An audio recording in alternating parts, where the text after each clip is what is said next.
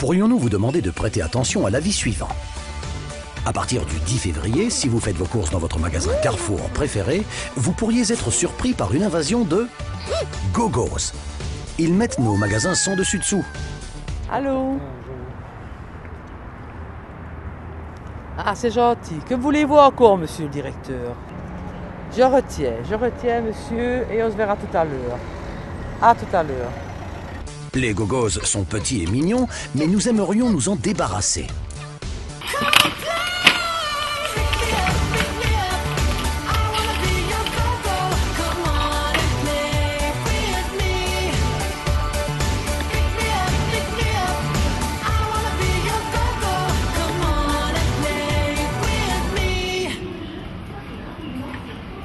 Voilà, il n'est pas content. Donc si me voyez, si je fais partie des licenciés, vous saurez pourquoi.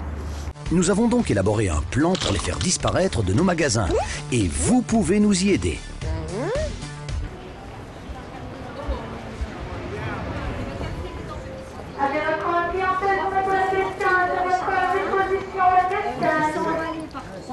Est-ce que tu as un souvenir qui te revient par rapport à l'annonce de la restructuration, comment elle a été faite? Elle a été faite comme ça, de choses, on te l'a dit du jour au lendemain, comme ça. Et voilà, ça nous est tombé dessus, sans rien prévoir, sans rien dire, et un coup de massue qu'on a ramassé. Et moi, en plus, j'ai mon mari qui travaille chez Carrefour, donc on est à deux dans la situation. Par tranche d'achat de 20 € dans votre Carrefour, GB, Market ou Express, nous attrapons un gogo et nous vous le donnons. Donc, plus vous achetez, plus vous recevez de gogos. C'est pas possible, on nous annonce ça comme ça. Carrefour est bénéficiaire, tout le monde le sait. Il y aura des licenciements secs, on ne pourra pas reclasser tout le monde. Vous allez tous passer en 202. Enfin, ça nous a été jeté comme ça en plein visage. Et ça, je pense que le personnel l'a très très mal vécu dans tous les magasins. Moi, quand je l'ai appris, j'étais chez moi. Donc, je suis restée stupéfaite parce que nous, on ne s'attendait absolument pas à ça. Bon, on s'attendait éventuellement, comme il y a 2 ans, que certains GB allaient restructurer, mais au moins que tout le monde serait recasé, mais pas des fermetures et des licenciements secs. Ça nous a été annoncé d'une manière très désinvolte, d'une manière très, sans respect. Tu vois, ça a été dit, M. Lavigné a eu une attitude vraiment... elle est malsaine vis-à-vis de nous, donc on a arrêté tout de suite, on est parti, voilà. On a fait grève directement, les travailleurs ont dit nous on ne va pas travailler dans ces conditions-là. Donc entre délégués, c'est un peu téléphoné, qu'est-ce qu'on fait dans les différents sièges, et tout le monde était à l'arrêt.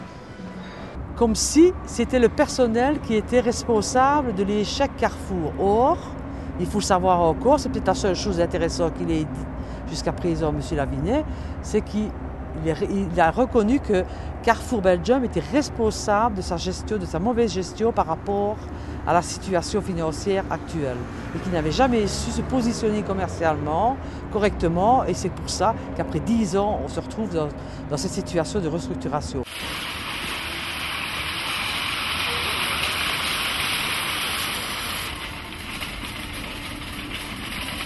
Je crois qu'on est arrivé dans une société où le patron fait un peu ce qu'il veut.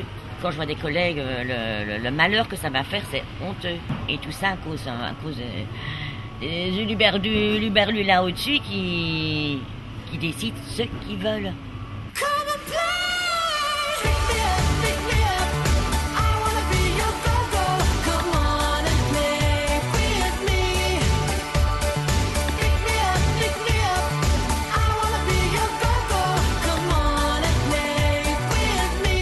C'est quand même toujours sur le petit, je dirais le personnel de base, que tout retombe toujours. Mais le problème ne vient pas de la base. Quand Carrefour est arrivé en Belgique, il s'est dit on fait une bonne affaire, c'est 35% de part de marché qu'on empoche avec le groupe GIP. Ils ont essayé d'appliquer les formules françaises au groupe GIP, et donc ça veut dire en pratique que depuis 2000, on est en train de détricoter le système. Carrefour en fait a beaucoup investi dans la franchise, donc ils sont beaucoup plus présents encore sur les territoires qu'ils n'étaient présents par le passé, mais par contre dans le même temps, ils ont détricoté complètement les magasins intégrés. Ils ne sont pas en faillite, ils ne gagnent pas assez. Et pour gagner plus, ils diminuent la masse salariale. Au lieu de mettre plein de choses en place pour faire plus de chiffre d'affaires, non, c'est plus facile. Ici, ils doivent investir, ça coûte du fric d'investir dans les magasins, ça coûte du fric que d'investir dans une politique commerciale, mais ça passe aussi pour ça, pour demain encore avoir une activité pérenne en intégré en Belgique. C'est ça nos alternatives, c'est qu'enfin ils fassent du commerce et pas du business financier purement et simplement. Pour nous, ce sont des financiers, ils ne voient que ce qu'on leur rapporte et puis rien d'autre, quoi. Il n'y a plus d'humain, il n'y a plus rien du tout, il n'y a plus de social. Ça fait longtemps que chez Carrefour, il n'y a plus de social. Hein. Les Gogos ne sont pas simplement amusants à collectionner. Vous pouvez aussi jouer d'innombrables jeux avec eux, comme le Gogo Bowling ou Gogo Hotline. Des heures de plaisir pour les enfants. Et comme ça, nous aussi, nous sommes contents. Collectionnez un max de Gogos chez Carrefour. Donc, je veux dire, en chiffre un peu grossier, on est quand même pas loin de 5000 emplois perdus. Donc restructurer, licencier, partir vers la franchise, changer de commission paritaire, supprimer les quarts d'heure, supprimer les heures tardives, supprimer les jours de congé supplémentaires des collaborateurs, supprimer tous les avantages sociaux. Tous ces gens vont subir. Ils étaient déjà sur le fil du rasoir avant, ils vont subir une déchéance rapidement qui va être catastrophique pour plein de gens et évidemment essentiellement des femmes. Carrefour n'a absolument pas l'intention de respecter ni les travailleurs ni les organisations syndicales. Je pense qu'ils ont envie de nous contourner et en tout cas d'arriver avec un plan bien structuré dans leur tête et arriver à une franchise effectivement. Ça fait des années que leur business dure et ça fait des années qu'ils engrangent de l'argent public en faisant leur restructuration systématiquement sur la collectivité. Je crois que les choses sont assez simples. Ça veut dire que tu reçois une aide publique, quelle qu'elle soit, tu ne maintiens pas l'emploi ou tu n'en crées pas, tu rembourses. Et on ne t'en donne pas en supplément si tu ne crées pas ou si tu ne maintiens pas d'emploi. Je crois que les choses sont claires. Si tel n'est pas le cas, il faut arrêter les frais. Comment on fait pour imposer ça ? On essaye de trouver une majorité au gouvernement et si pas, on la crée avec un rapport de force, non ? Vous semblez oublier en effet, mes amis, que vous n'êtes que des salariés, c'est-à-dire les êtres les plus vulnérables du monde capitaliste, des chômeurs en puissance. Le chômage. Le chômage et son cortège de misère. Y avez-vous pensé ? Non, Fini la petite auto. Fini les vacances au crottoir. Fini le tiercé.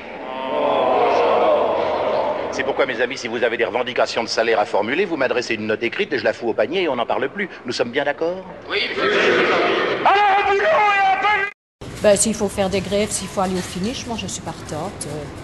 Parce que je trouve qu'il ne faut pas se laisser faire. J'ai pas envie de me laisser faire, ça c'est clair qu'après autant d'années de maison, on ne peut pas laisser passer ça comme ça. Je crois que certaines personnes seraient prêtes à débrayer et à tout péter. Moi je préfère crever la tête haute plutôt que remplir comme un verre de terre pendant 1 an en espérant des choses qui ne vont pas arriver. On se battra avec tous les moyens pour essayer d'améliorer en tout cas le plan social de l'entreprise et éviter au maximum la franchise. Si jamais ils restent sur leur position, qu'ils campent sur leur position, nous, à ce moment-là, on va durcir le mouvement et il n'y aura pas de problème. S'ils se battent pour nous foutre dehors, je vais dire, nous, on va se battre pour essayer de garder notre place et dignement.